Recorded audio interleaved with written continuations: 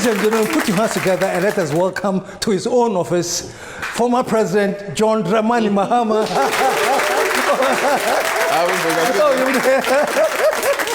You remember? Yeah. Welcome to your office. It's not the first time I'm on your show, so... yeah, you know the deal. That's right. No, thank you very much. Pleasure. Okay, folks, our president is in the house. No, we are in this house to take over from it and we'll be right back.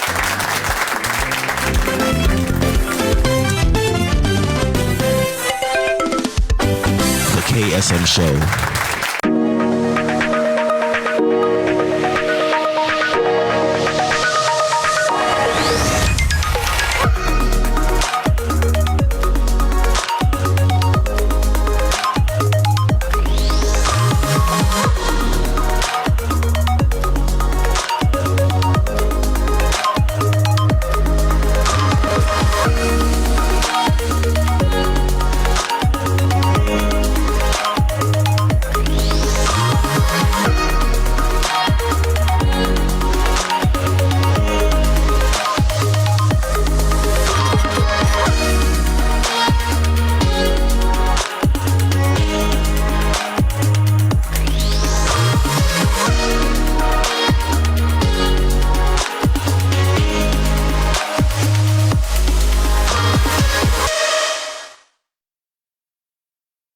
Cactus Creek. It is no longer Ghana's best kept secret.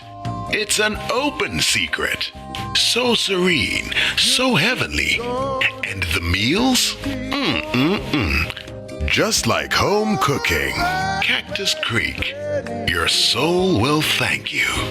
You are always welcome home. Call or WhatsApp 055-039-5007.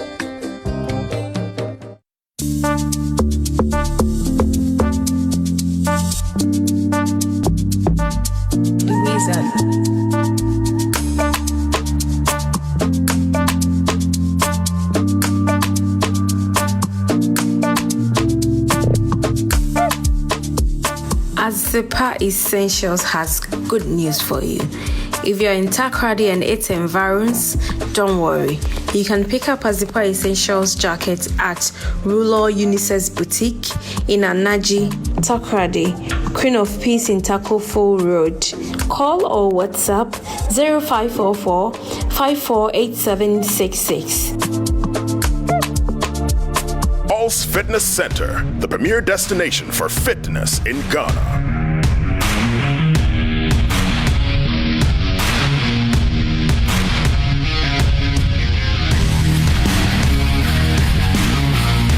Meet the indefatigable captain. There are three things that I love doing.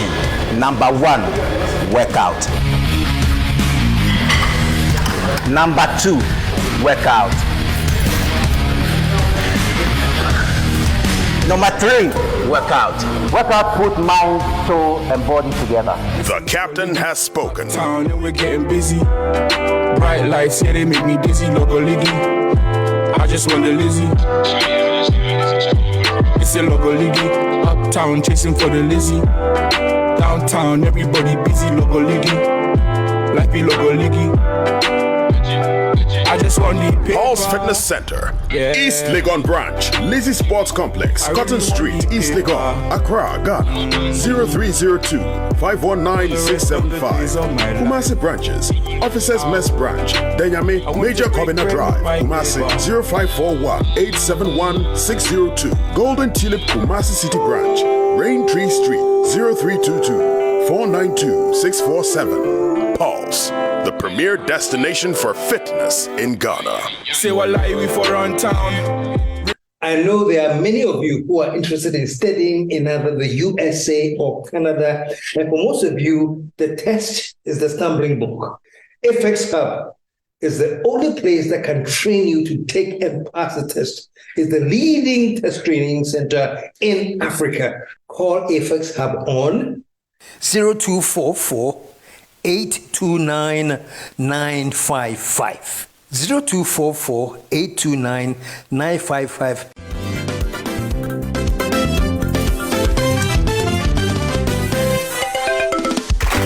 The KSM Show. We're back. I've been hunting you since 2016. Yeah, I know. I've been very difficult to get. Yes, but I have it here today. Finally. Finally, before I start, let me start by congratulating you on your flag bearership. 98.1%. I think. It was almost 99%. 99%. Yeah, it was 98. Wow. Yeah, 98.7%. So. This 98.7. And in mathematics, you round off to the nearest whole number, and the nearest whole number is 99. 99. Yes. Oh my goodness. This was a comfortable lead. A very comfortable. Not like the 2016. Not like the 2016 one. This was a real comfortable lead. Yeah. So quickly, those who run, I was going to say run against you, but it's not against you, it's the same party. So those who run with you, quick comments, Kojo Bonsu. Yeah.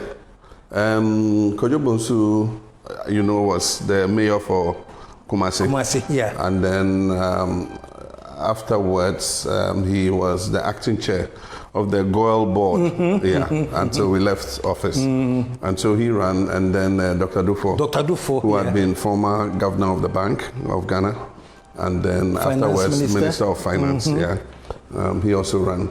There was a third person, Kobia, I think. Yeah, he came from the UK, but he later withdrew and threw his support behind me. So it was a 3-horse race. But it went well. It went well. So, will you consider appointing Kojo if you should be president? Oh, we've put the primaries behind us. Okay. And actually, I was discussing with the chairman of the party, Asiedun Ketia, to begin moves to bring everybody together.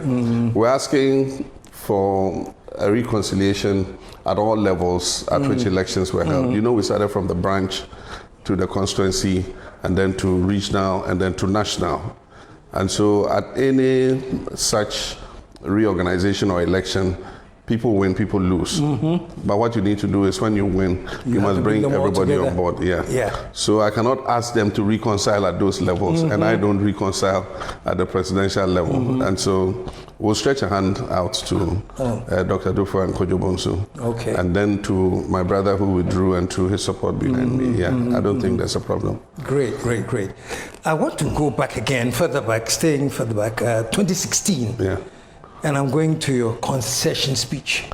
There's something you said in your concession speech that I always remember. You said, posterity will be the judge of my time.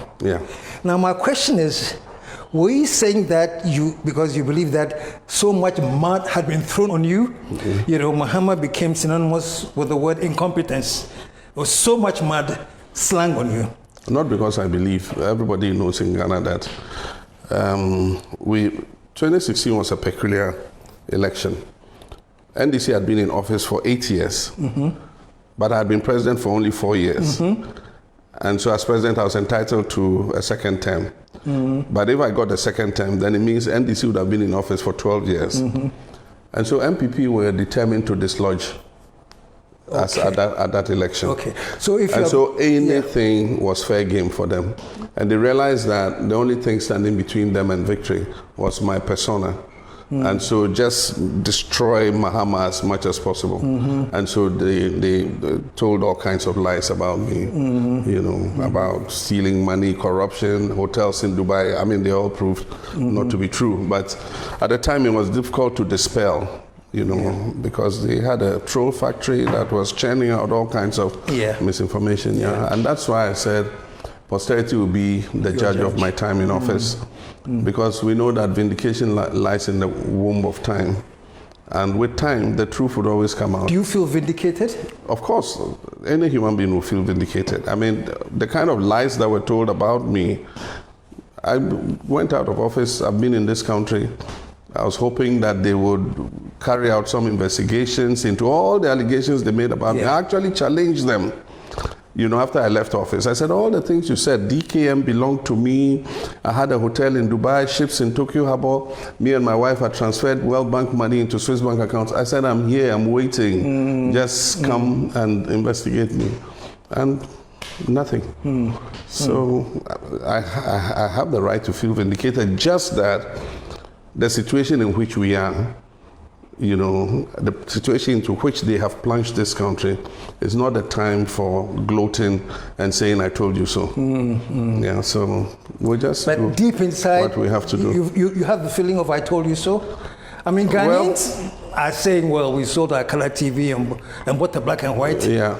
Is that your feeling? Yeah, because NPP came in with a lot of propaganda and they were prepared to promise heaven in order to win political power.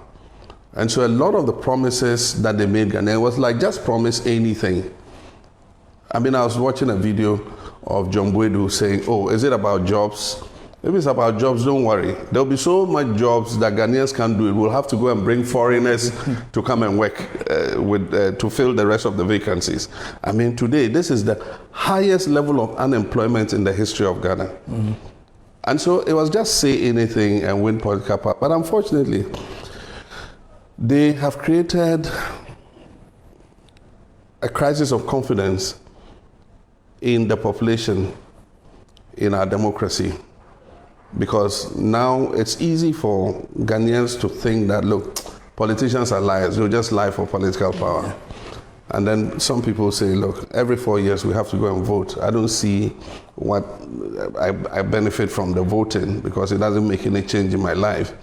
And that is what this 8 years of MPP government has created. We need to rebuild that confidence in our democracy. Yeah. We need to convince Ghanaians that democratic governments are still the best way to unleash the creativity of our people and be able to create prosperity for our people. Listening to you talking about the state that Ghana is in now reminds me of 2020 election when you actually dubbed your campaign the Rescue Mission. Yes. You know, it was like Ghana is so bad, it needs to be rescued. So it's called the Rescue Mission. That was from you and the NDC. And the NPP too was saying 4 more for Nana. And Your Excellency, at the end of the day, Ghanaians decided 4 more.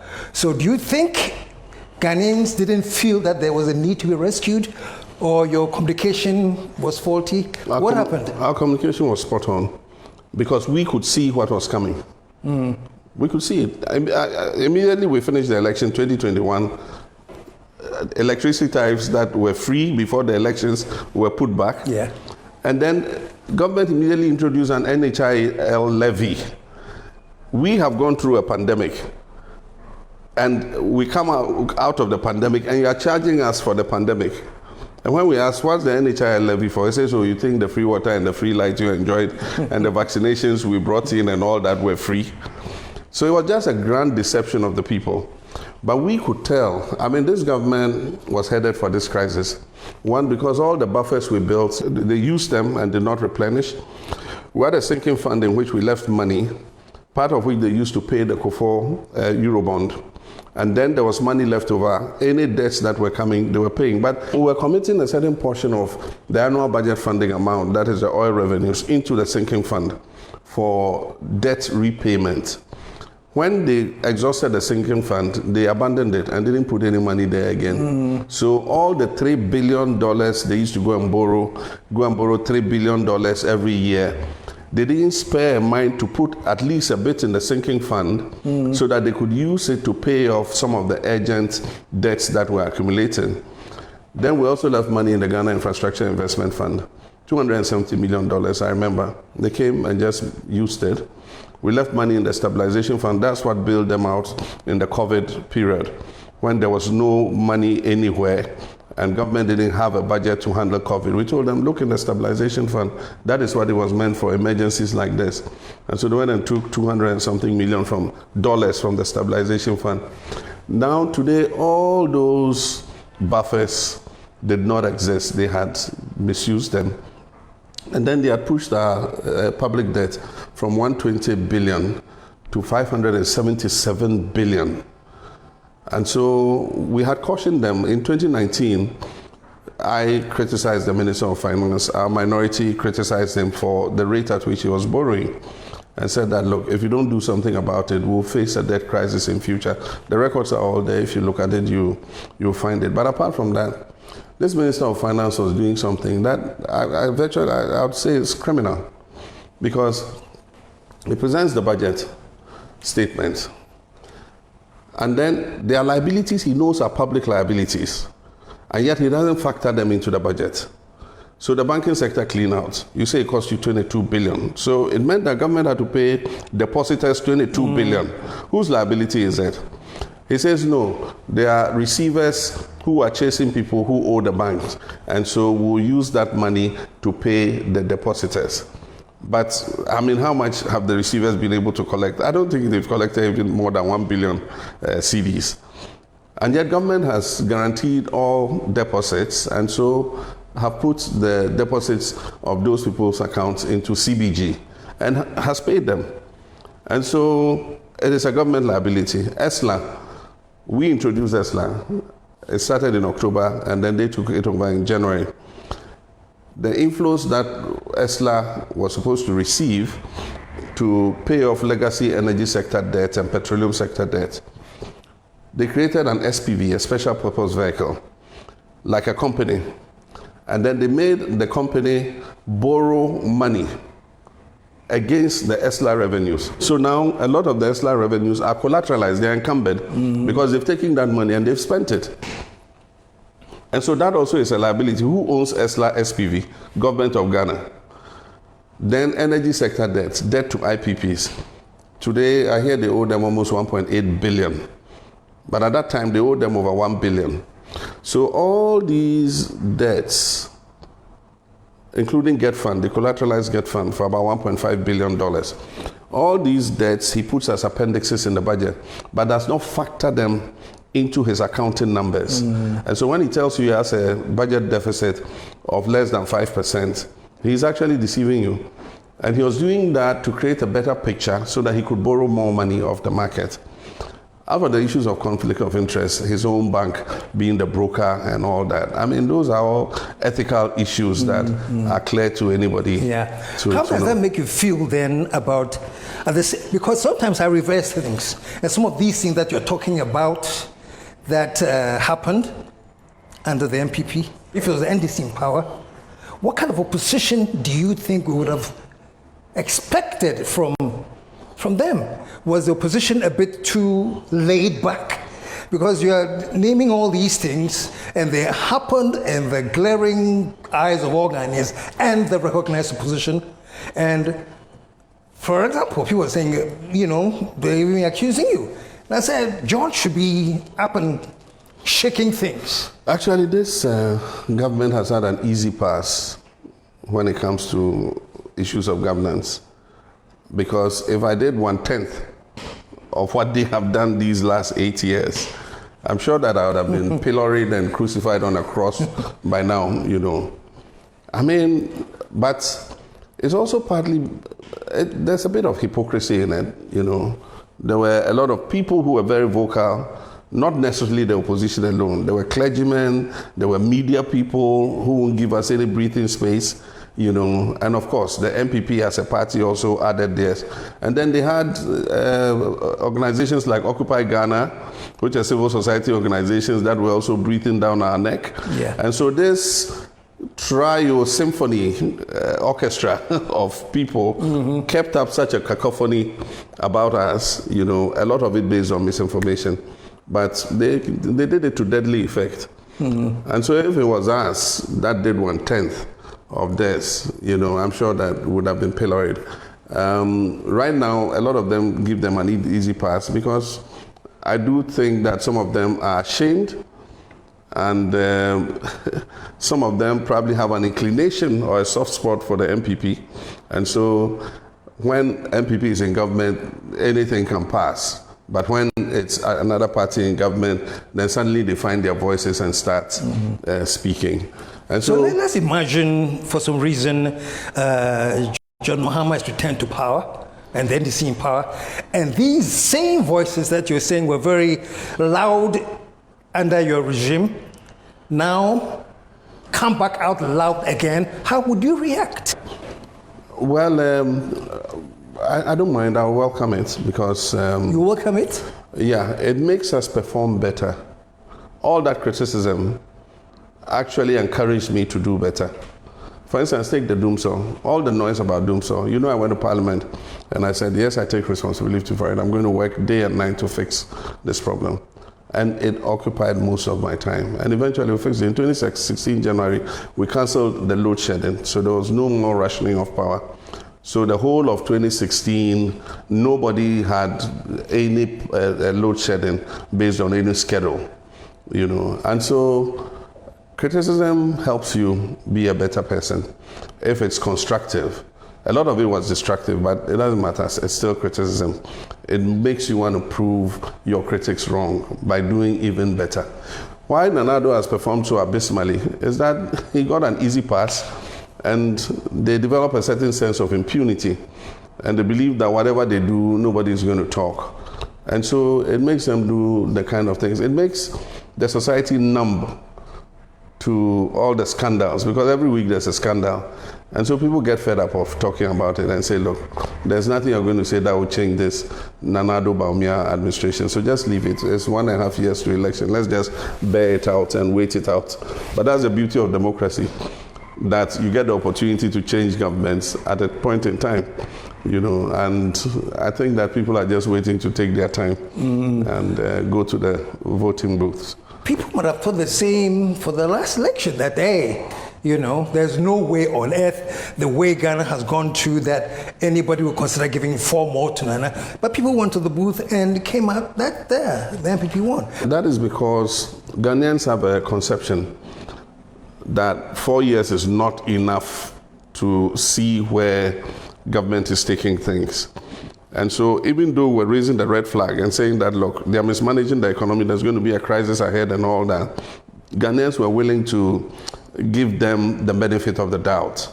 And that's how come they say, okay, let's give him another 4 years and let's see, he probably will do better.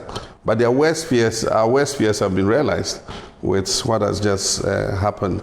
Because by 2020, they knew the economy was in crisis. The economy was in crisis before 2020. I'll get back to that, but let me ask this question here in terms of Ghanaians have been saying, and you actually implied it when you said that we have the mentality that each party is entitled to 8 years, okay? So, in a way, it even affected you, because even though it was your second term, it was the 8 years, of NDC. Yeah. So they wouldn't. What would happen if MPP in fact breaks the 8? How would you react? Well, there'll be a breaking of the 8, but it will be a breaking of 8 years of corruption, 8 years of arrogance, 8 years of impunity. That's what's going to break 8. So there'll be a breaking of the 8. Ghanaians are going to break that 8.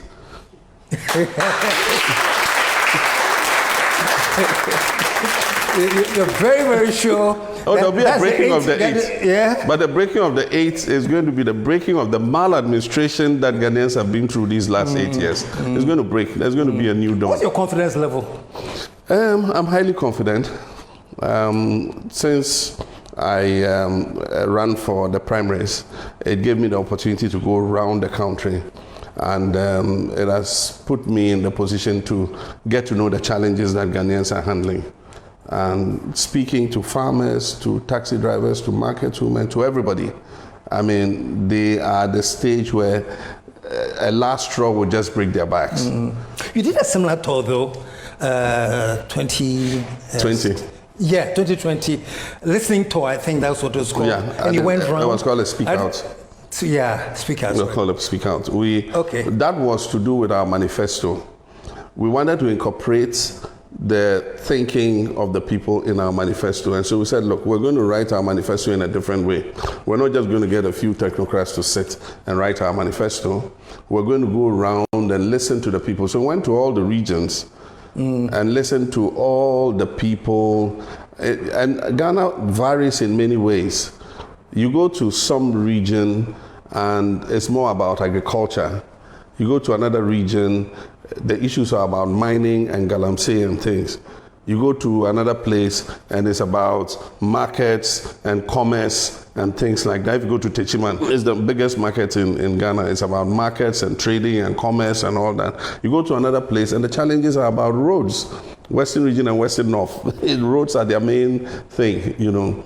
And so we said, look, let's go listen to everybody. We listened to Guta, we met with Abosokai, spare parts dealers, we met with Ghana Bar Association, everybody. And then we crystallized all that into the People's Manifesto. And that is the manifesto we ran on in 2020. So that tour was called the Speak Out Tour. Okay. But it was meant to input into our manifesto. But this was to do with the primaries. And this was meeting mainly our party people. But in many places, the townspeople will not allow only our party people to attend. They force their ways into the venue and say they are all involved in this matter. You can't call just your 9-member executive and come and talk to them. We also want to be part of this. We want to be heard. And so in many places, the townspeople turn it into a rally. And you interact with them and you hear their concerns. Cocoa farmers are concerned about the cocoa industry, the poor producer price. And so if you notice, I called on government to increase the producer price because our policy is that you must pay the farmer 70% of the international market price. Right now, they're paying them far less than even 50% of the international market price, you know. So issues like that, you know, have come up. I like the point you raised. I want to go back to it again. Entitlement. You know, that Ghanaians are saying that the parties now believe that each party is entitled to 8 years. Okay, whether they perform well or not, they have not finished their 8 years. With this mentality, do you believe that Ghanaians have the mentality of entitlement? Well, it's not about entitlement. It is that when a president is elected, Ghanaians believe that a 4-year period is not enough. So they are willing to wait and see another 4 years and see what the person can do. The peculiarity is just that Professor Mills died, and then I took over as president. You know, otherwise, Professor Mills would have done that second term. Yeah. I ran in 2012 because Professor Mills died. He should have run in 2012. And then if I would have run, I would have run in 2016. That's at the end of his term. So I don't think there is a sense of entitlement. That's that Ghanaians are willing to give a party an opportunity, you know, beyond the 4 years. And normally after they have given the opportunity beyond the 4 years, they begin to believe that, no, we want to change, we want to see something else, you know. And so that's what it's been. Not the same. Our party has a track record. We have given more Ghanaians electricity than any party in the history of this country. Rawlings started the National Electrification Program and the Rural Electrification Program, which has brought Ghana to above 80% electricity coverage, among the top 10 in Africa. We started the digital revolution in this country. I was Minister of Communications when we divided post and telecommunications and created Ghana Telecom and allowed Spacephone and all the mobile operators to come in. We started laying optic fiber in this country, did the Eastern Corridor optic fiber. And so that whole digital revolution started in our time. We've given more Ghanaians water than any party in the history of this country. When Prof came into office, water coverage was 55%. By the time I left office, water coverage was 72%. 72% of Ghanaians had access to good drinking water. We have built all the public universities in this country. MPP hasn't built one public university. They're just good at renaming them with their, you know, party figures. And so if somebody builds a university, you come and name it Dumbo University, Tedam University, all your people. You know, if you look at basic education and secondary education, we built more secondary schools in this country than any other political party. We built more basic education facilities than any other party. We give children textbooks. For 5 years, MPP cannot give basic school children textbooks. And so there's a lot that our party has done to improve the prosperity and welfare of Ghanaians. And so don't let them come tell us we and them are the same. We're not the same. You know, they should just wallow in their mess and leave us alone. Wallowing in their mess. Yeah, they've created a crisis for Ghanaians. Just take responsibility for it and just not try to drag us into this whole thing. I was listening again, you know, in terms of the breaking the 8 issue, and I think it was the vice president.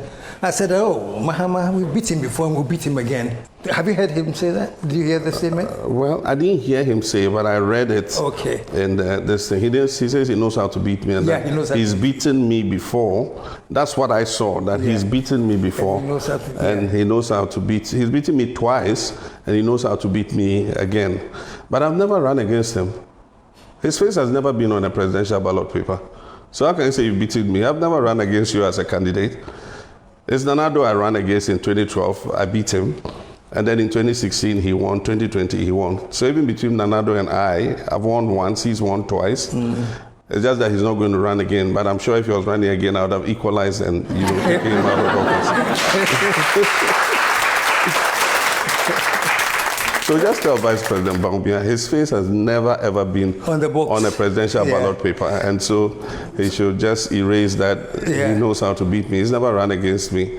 Okay. It's the same thing when I was in office. I mean, he just kept waxing about, giving lectures about how he was going to handle the economy, how we're incompetent and all that. And I said, look, you've never been in office. You and your presidential candidate, you don't know what it takes to be in office. And they have learnt it. Today, look at them. Taking their own, how do you say opponent? Well, one of the presidential flag bearers said strategies, excuse me, no strategist takes the CD from 4 CDs to 12 CDs. He should be answering those questions.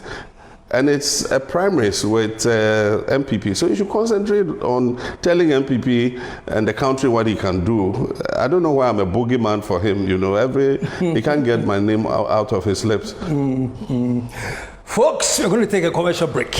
When we come back, the first thing I want to find out from him is of all the candidates that are contesting in the MPP, which one does he think can give him the hardest time? But for now, let's take a commercial break. We'll be right back.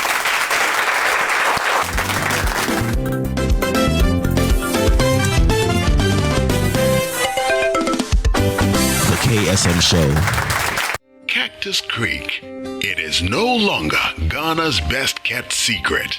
It's an open secret. So serene, so heavenly. And the meals? Just like home cooking. Cactus Creek. Your soul will thank you. You are always welcome home. Call or WhatsApp 055-039-5007.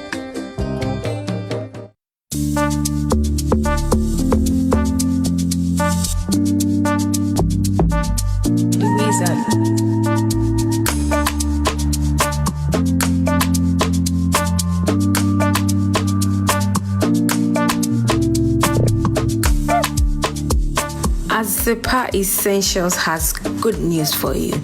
If you're in Takoradi and its environs, don't worry. You can pick up Azepa Essentials jacket at Rulo Unisex Boutique in Anaji, Takoradi, Queen of Peace in Takofo Road. Call or WhatsApp 0544 548766. I know there are many of you who are interested in studying in either the USA or Canada. And for most of you, the test is the stumbling block.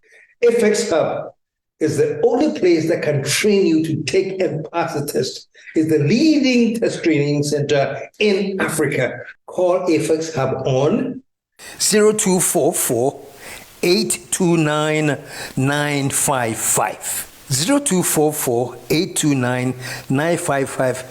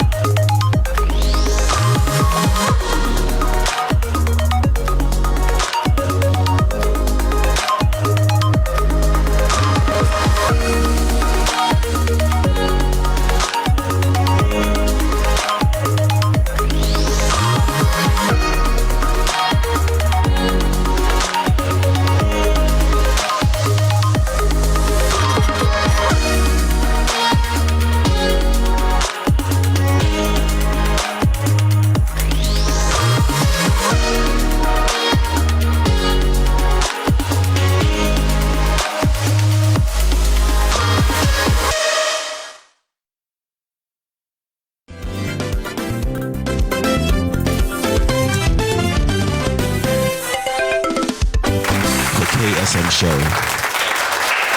We're back, and today we're coming from the office of the former President John Dramani Mahama. And before the commercial break, I promised one question that I want to ask.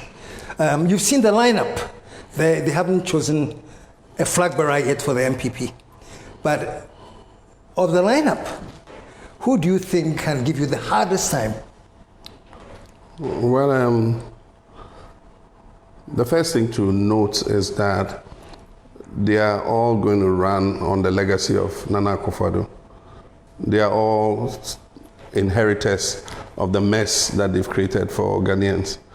And so they are not running on any new record. I don't see who is going to be more difficult than the other. We're just waiting for them. Let them choose. It's their prerogative to choose. And when they choose, then we will engage.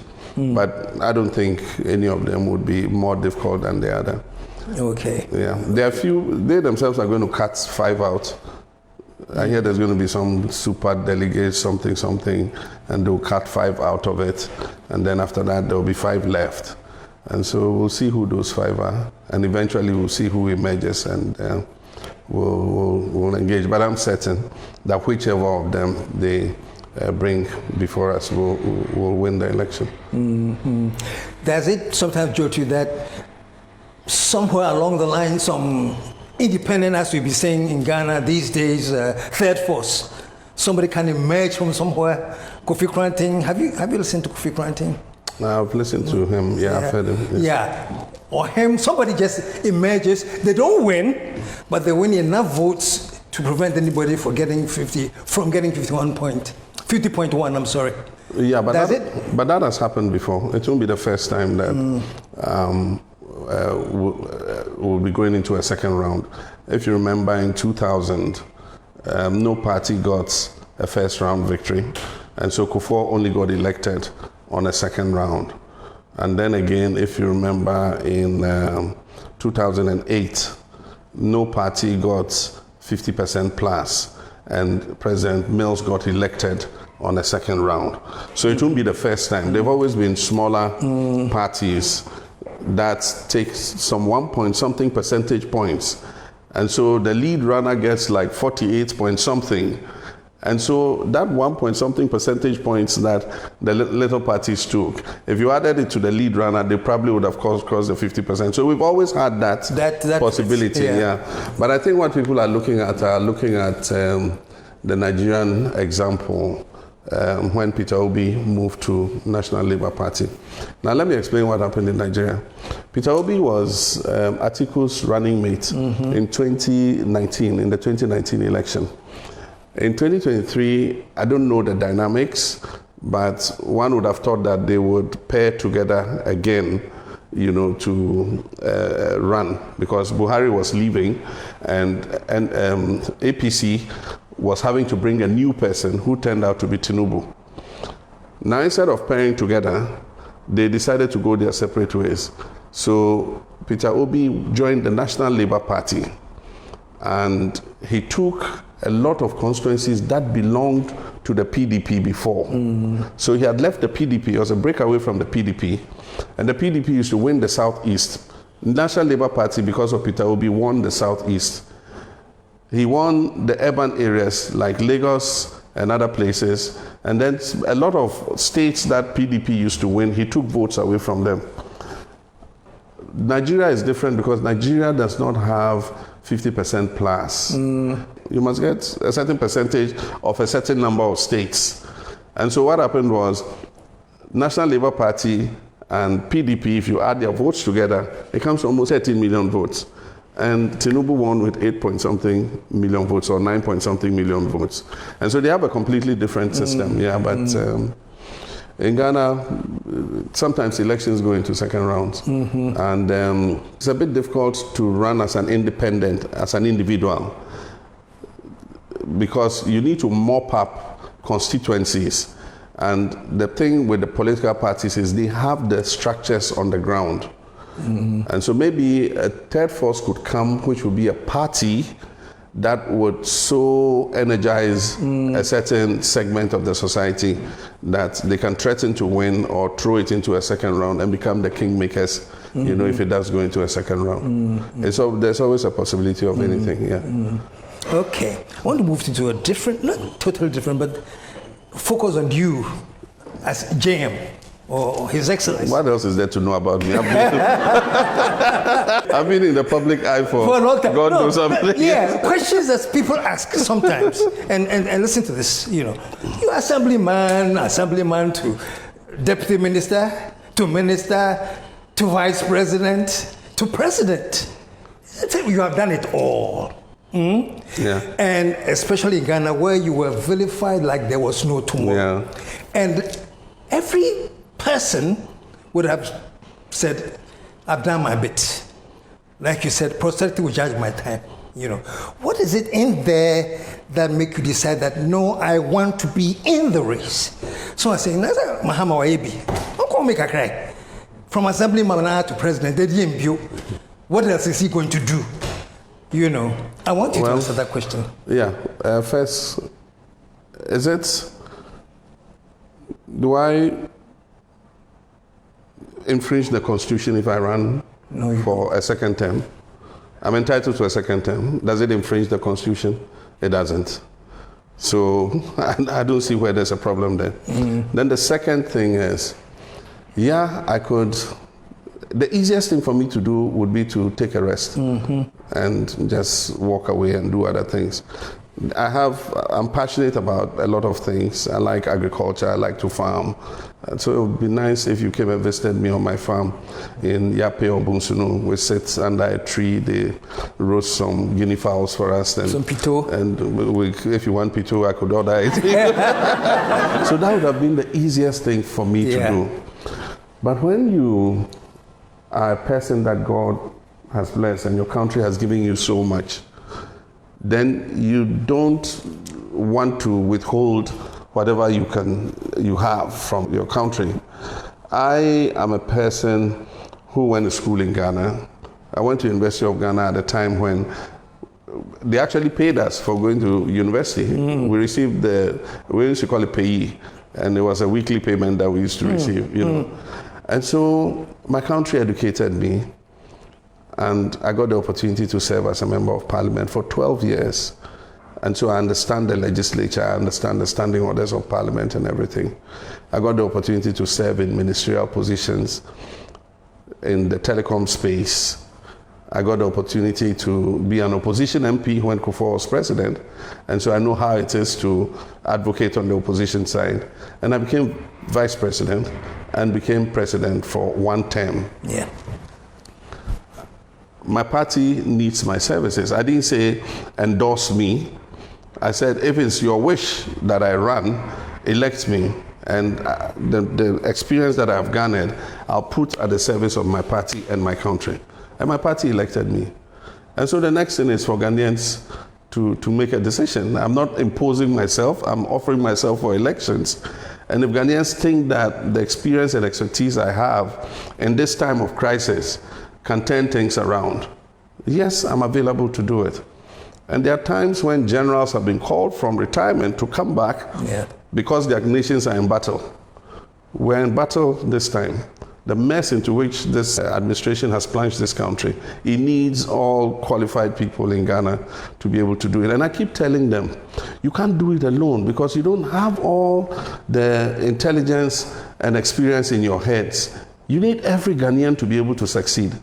And that's why in my time, I didn't behave like I knew it all. When we were facing economic crisis, I called the Senchi Forum, and we called people of all walks of life. Everybody came and talked. PV Obeng of blessed memory, Kwesi Botwe of blessed memory, you know, all of them helped to synthesize that report into eventually what we took as the homegrown fiscal consolidation to the IMF and got a program which helped to stabilize the economy, and we handed over to this new administration. And so, yes, we have offered ourselves for service, and when I come into office, we're going to go by consensus. The first thing we'll do is a stakeholder will show Ghanaians the books and show them what the actual economic figures are and show them the challenges that we face as a nation. And we'll get everybody involved and help for us to lift it out. We'll look at this free SHS again and then see what the... ask that, yeah. Yeah. Okay, so ask it. Yeah. You've answered it. No, but I was going to ask you, among the things that you have said you're going to do is to review. Yes, review. What goes into that review? What exactly are you going to do when you review it? Are you going to review it and keep it, change it, dismantle it? I'll tell you, KSM, that is part of the propaganda they used in 2020. They told Ghanaians that if I come, I'll cancel free SHS. That was their main campaign message. If he comes, he's going to cancel free SHS. He's going to cancel free SHS. And so, of course, for those who wanted to hedge and say, look, we'll even give you the opportunity to come so that you cancel it. But I said, review. Good policy, poor implementation. And if you ask all the headmasters and all the stakeholders in the education space, they'll tell you that the implementation has been very poor. And so all I told the president was that call all the stakeholders together, bring the academics, bring the teachers, bring the educationists, bring the students, bring their parents and everybody together and say what are the challenges that we face with this free SHS. They'll tell you in terms of facilities, in terms of feeding, access to good nutrition, in terms of classroom blocks, accommodation. They'll tell you about lack of access to books and other things. Poor teacher motivation. I mean, there's so many things that will come up. And apart from that, even in their agreement with the World Bank, they agree in the World Bank that they're going to implement that the SHS, free SHS, was poorly targeted. You know, because you want to make sure that the best of benefits go to the poorest. And so if people like me were taking out, people like you were taking out, because you can afford to pay your child's school fees. In school, if people like us were taking out, it will leave more money to benefit the rural poor and the others who really need it. But right now, if you want to pay your child's school fees, there's no mechanism for paying your child's school fees. And so it says retarget it and make sure that you're covering the poorest secondary schools, the poorest families, and then take people like KSM and John Mahama out. You know, and tell us we can pay our full fees. That would even help the schools in a way. When your grant hasn't come, at least our monies would have come. You tell us to pay before our children go. And so you use it for the rest of the children while you wait for government to bring its money. So when I say review, which, you know, President Akufo-Addo said means abolish, in his lexicon, review means abolish, you know, then they use that as propaganda. But right now they've agreed as part of the IMF terms that they're going to look at free SHS again, exactly what I was telling them. So it's taking them almost 4 years to come to that conclusion. Another thing too that I've heard you talk about is the ex-gratia. And when it comes to ex-gratia, I always tease that that's the only time you can get bipartisan agreement. You know, if there's ex-gratia, whether NDC, MPP, CVP, we all agree on ex-gratia. And you have sort of hinted or said that is something that you will do away with? Yeah.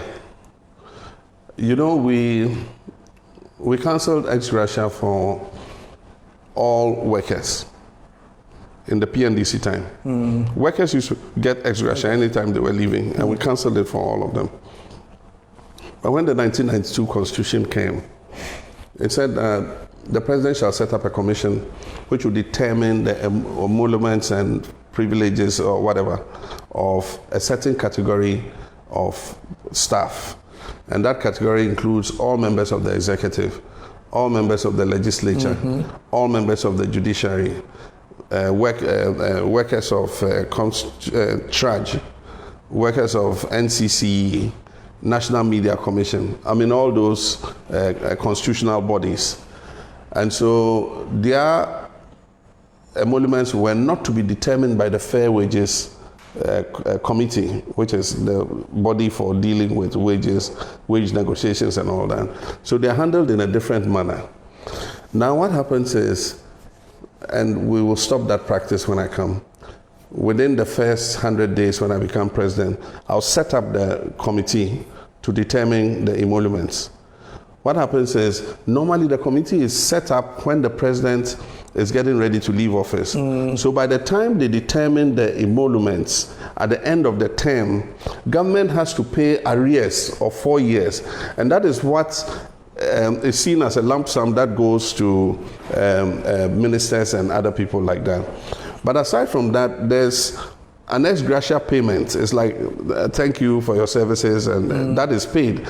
Some people call it gratuity. Others call it ex gratia, but whatever it is, it's a lump sum payment that is given to you. When I left office in 2016,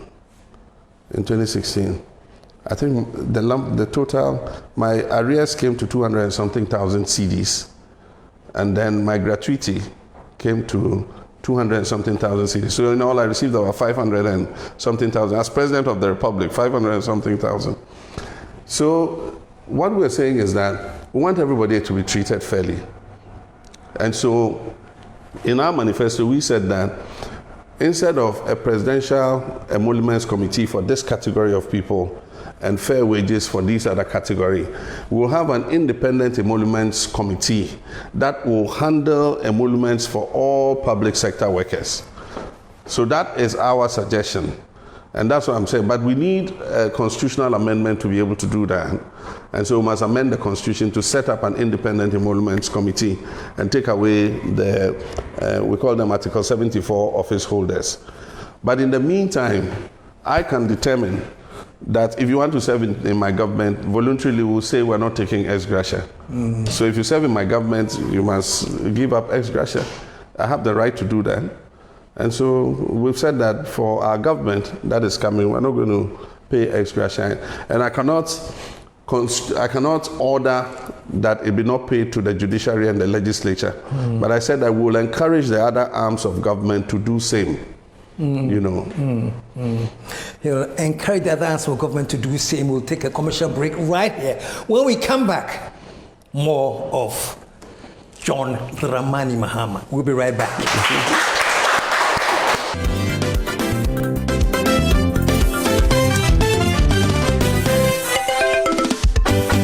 KSM Show. Cactus Creek. It is no longer Ghana's best kept secret. It's an open secret. So serene, so heavenly. And the meals?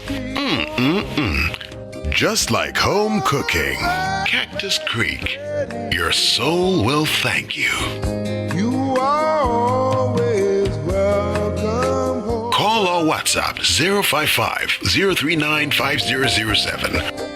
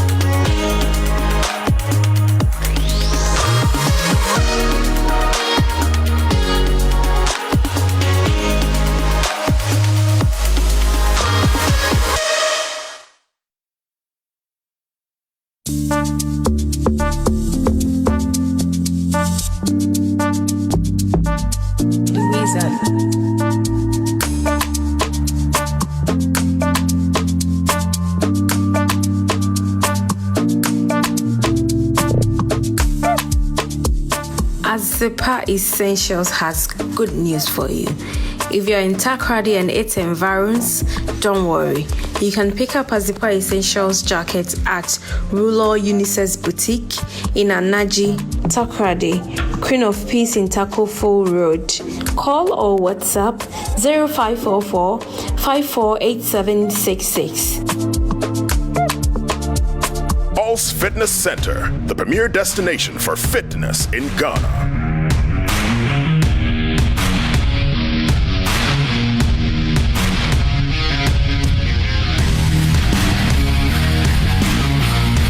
Meet the indefatigable captain. There are 3 things that I love doing. Number 1, workout. Number 2, workout. Number 3, workout. Workout put mind, soul, and body together. The captain has spoken. Town and we're getting busy. Bright lights, yeah, they make me dizzy. Logo Liggy. I just want the Lizzie. It's a Logo Liggy. Uptown chasing for the Lizzie. Downtown, everybody busy. Logo Liggy. Like we Logo Liggy. I just want the paper. Paul's Fitness Center, East Legon Branch, Lizzie Sports Complex, Cotton Street, East Legon, Accra, Ghana. 0302-519-675. Kumasi branches, Officers Mess Branch, Denyame, Major Kobina Drive, Kumasi 0541-871-602. Golden Tulip Kumasi City Branch, Rain Tree Street 0322-492-647. Paul's, the premier destination for fitness in Ghana. Say what lie we for run town. I know there are many of you who are interested in studying in either the USA or Canada. And for most of you, the test is the stumbling block. FX Hub is the only place that can train you to take and pass the test. It's the leading test training center in Africa. Call FX Hub on 0244 829 955. 0244 829 955.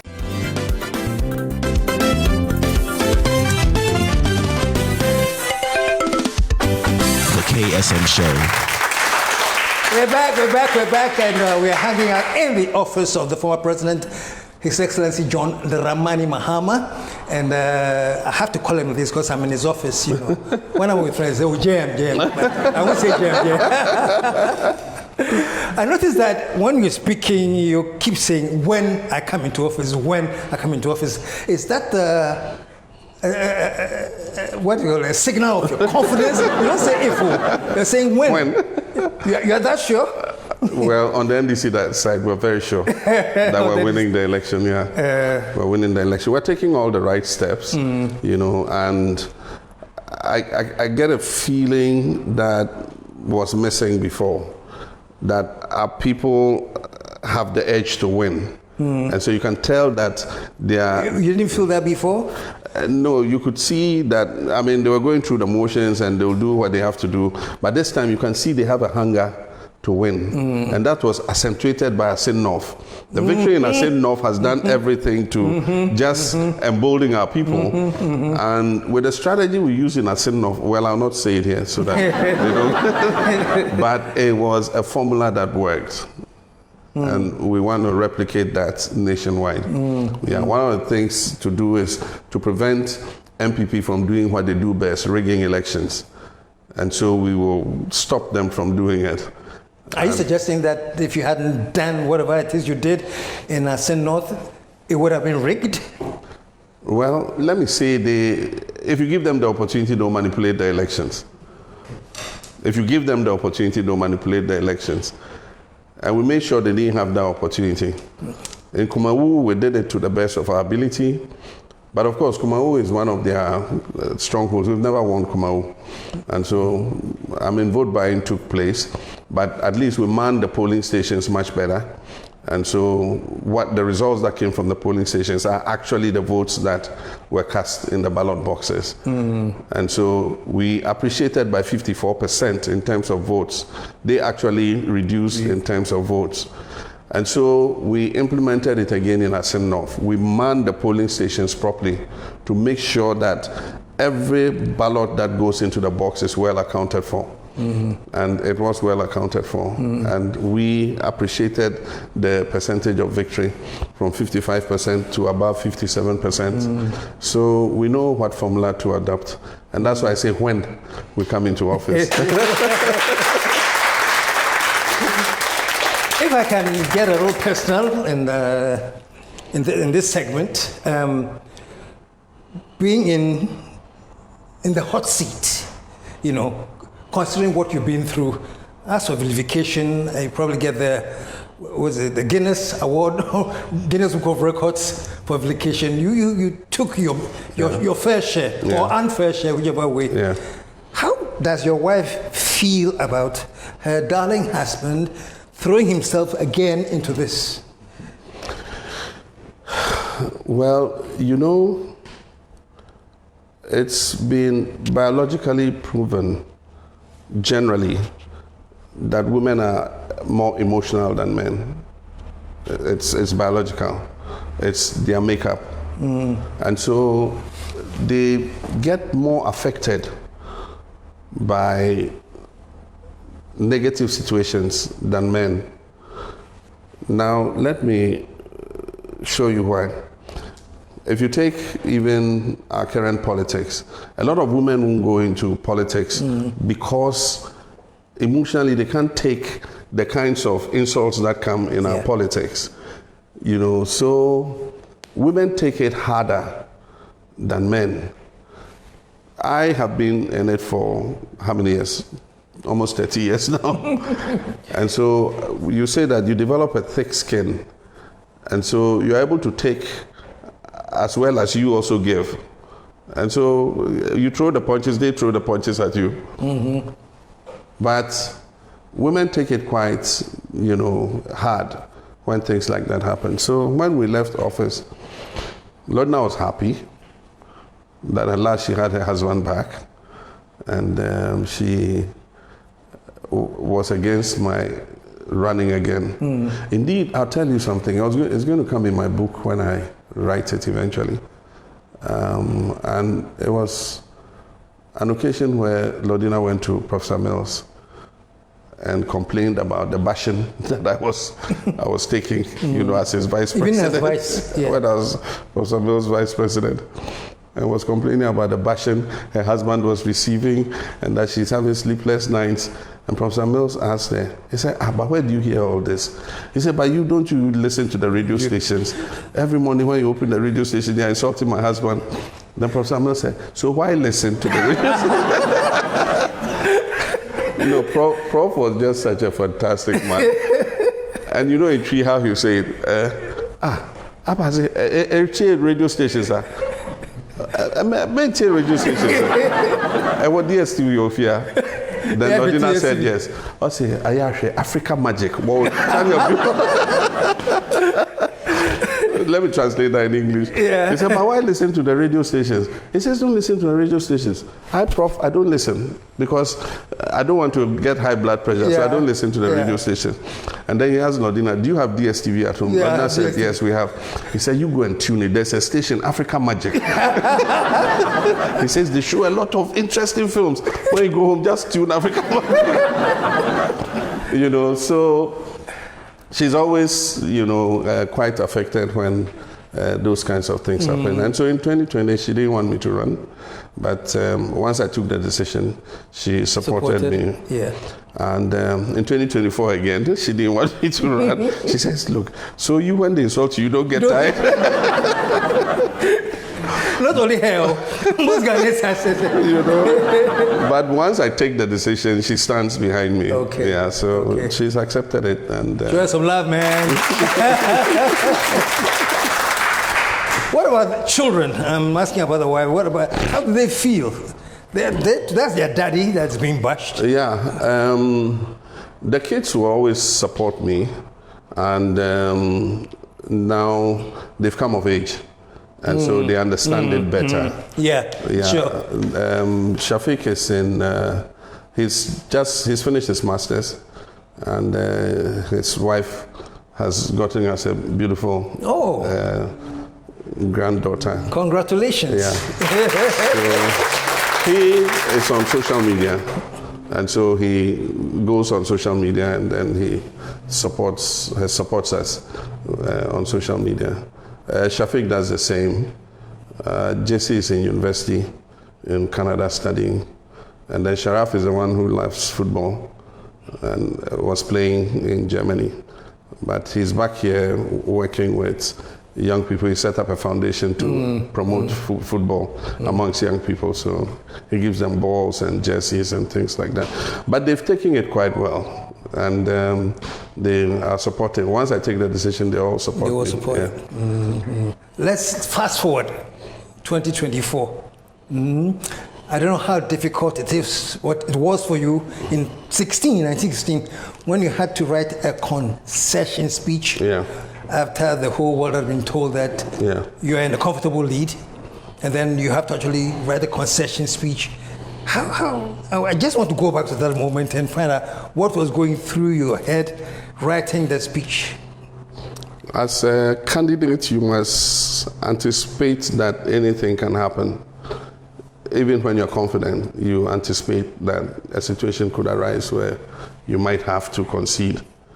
And so as president, I had 2 speeches drafted. Oh, you had 2 speeches? I had 2 speeches. I had a victory speech and a concession speech. If you're president, you should always have 2 speeches because you don't know which one you have to read. But they're in draft form. Okay. And so you finalize it after. After the results. So that speech that I read, I finalized it just hours before I delivered it. And so I finalized it and I read it.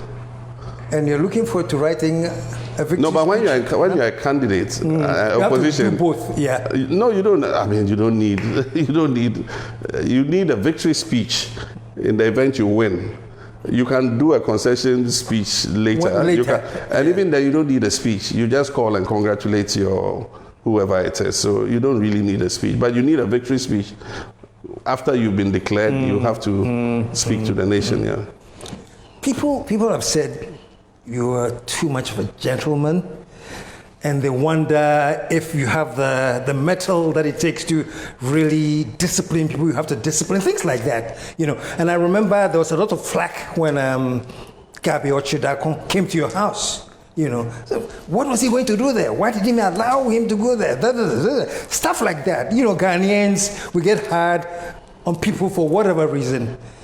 What was your reaction? And are you soft soft, or you are? Professor Mills was a gentleman, wasn't he? Very much so. Yeah, but he was one of our successful presidents, one of our most successful presidents. Are you saying Akufo-Addo is not a gentleman? Yes. Yeah. So what's wrong? Gentlemen can be president.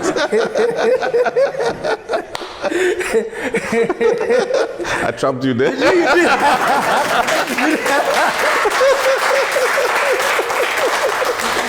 You did trap me. Well, I do think that people have different character traits, and people will do things differently. I do think we need presidents who are compassionate but firm. And so you make sure the right thing is done, but you must be able to be compassionate when you need to be, So I would do things different from President Akufo-Addo does. For instance, if the national anthem is being played and the chief doesn't get time, I'm not going to shout and ask them to go and, because that's not my disposition. You don't know what is wrong with the chief. And it turned out that the man said he was not feeling too well. And so I've been at national events. There are some people seated. You don't know why they are seated. And so, out of respect for the anthem, we all stand up. And when we finish, we sit down. There might be something wrong that makes them sit. So we do things differently. But the important thing is to be firm when it comes to the principles of governing. That is, firm in the fight against corruption. You must be prepared to prosecute your opponents after they have left office just as much as you prosecute your own people when they do the same things. And that's what Nana Akufo-Addo has not been able to do. His justice is selective. It's all about the previous government.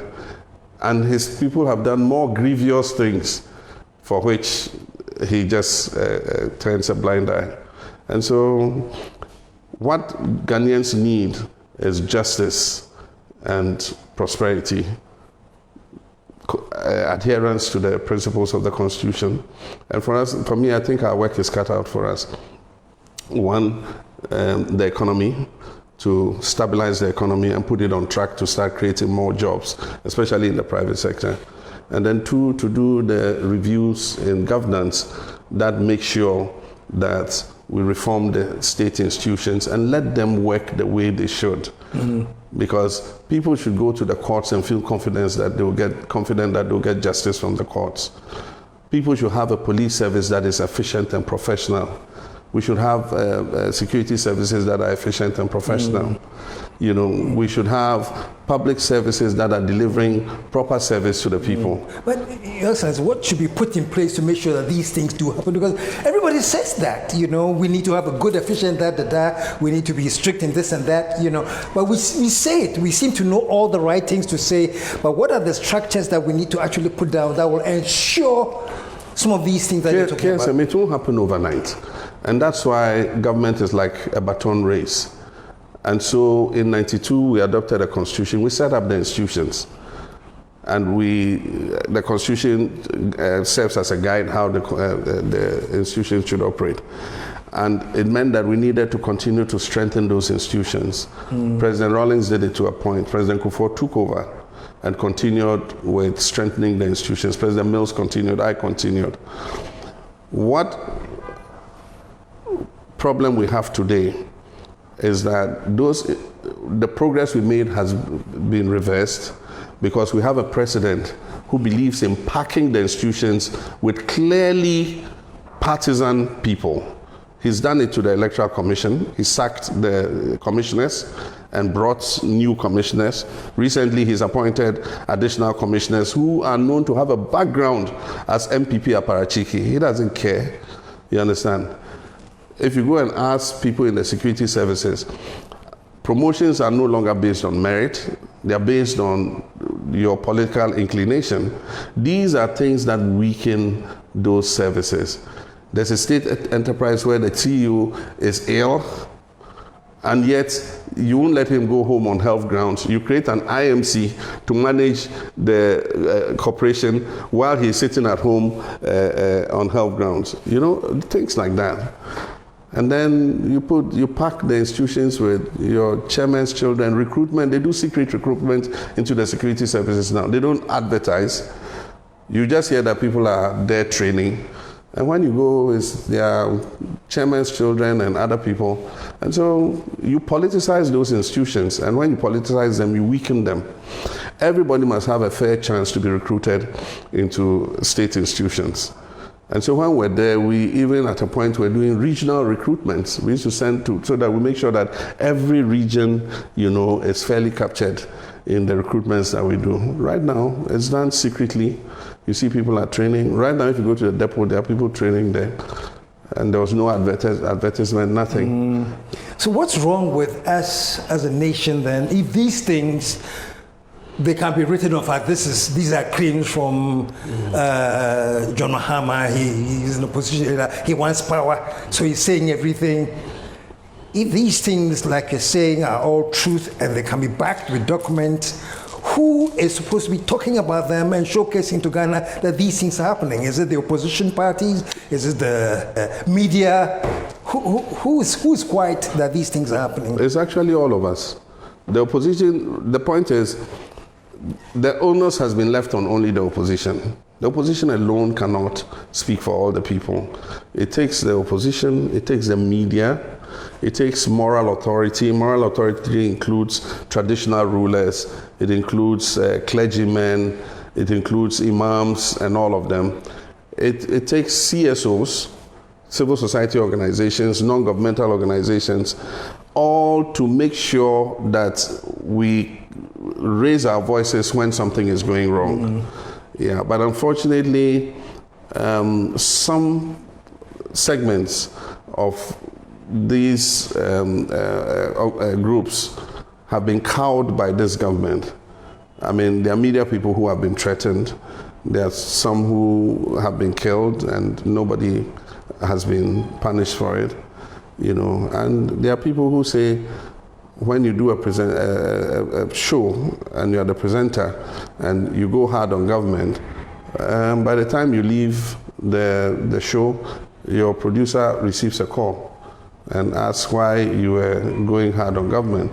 There are people who complain that they even get threats, against their person. So it's made people cowed, and it makes them reluctant to speak up when they see injustice done. But the point is, if injustice continues and you don't speak up, one day you yourself will be affected by it, and there'll be nobody to speak for you. Wow. Well, we're hanging out with His Excellency, the former President, John Dramani Mahama. And in our dying minutes, because thank you so much for hosting us for this long, because I've gone longer than my usual time. This is special, I'm sorry. So in the final dying minutes, and this is your camera, huh? Yeah. Just, let's say, you keep saying when I'm elected, so I won't say if. I'm saying when you are elected, let's say you are the president, talking to the nation for the first time, being re-elected again. What will be your first few words to Ghana? I want you to look in that camera and let's hear. Well, I'll tell Ghanaians to keep hope alive.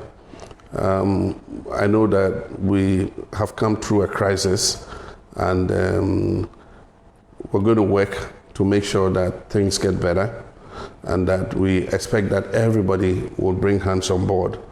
We want to make sure that all Ghanaians enjoy the opportunities Ghana has to offer. It shouldn't matter what your religious affiliation is. It shouldn't matter what your political orientation is, or even your ethnic orientation. All Ghanaians own this country, and all of us must come together to make this country better. I'm going to give the leadership, but I can't do it alone. We need everybody to come on board in order that we can create a land of dignity and prosperity for our people. And that was JM. Well, first of all, let me thank you. It's been a long chase from 2016 till today. So for those of you who think, hey, let's offer phone, remember 2016, I felt no about so. And if I don't know about you, me na maba. There are times I get your text and I just keep quiet. Keep quiet. I noticed that.